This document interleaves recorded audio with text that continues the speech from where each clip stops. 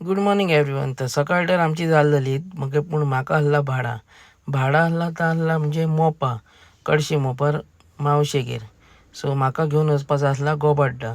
तर ह्यो जावन आसा आमचा आर्काचो बांद सद्या तरी असो दिसता, पूण काहीशा वर्सांनी हो दोनूय सायडीन शेती करीत आसले लोक पयले टायमाक. पूण आतां काला शेती खूब फाटी उरल्या कारणान आतां बांद ह्यो आमचो असो दिसता.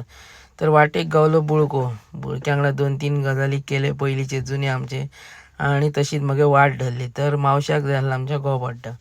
तर मागीर गोबाड्ड्याची एक ट्रीप भरलीत मी आणि मावशान, आणि वाटेक वयतना गावली बोकडा गावली. म्हणजे असे दृश्य वाटेक दिसा म्हणजे वेगळीच मजा असता. तर ह्यो जावन असो मोपाचो भोम पठार. तो सध्या तरी असो दिसता, पण पुढच्या 10 वर्षांक असो दिसतलो काय ह्याची गॅरंटी ना. पण एक मनाची शांतता की असो एक मळो ओपन बघून बरा दिसता.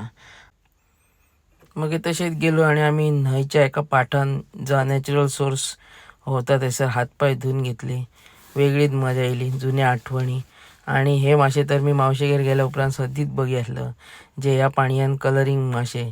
तांकां बघून माझी पहिली जुनी याद म्हाका आठवण जाली. आणि मगे मेन स्पॉट आमचो मावशेगेर गेल्या उपरांत थंय आमी वचपाक सदीच तशे खूश जाय आसलो. तो म्हणजे मावशेगेर आमच्या कडशी मोपाचो डॅम.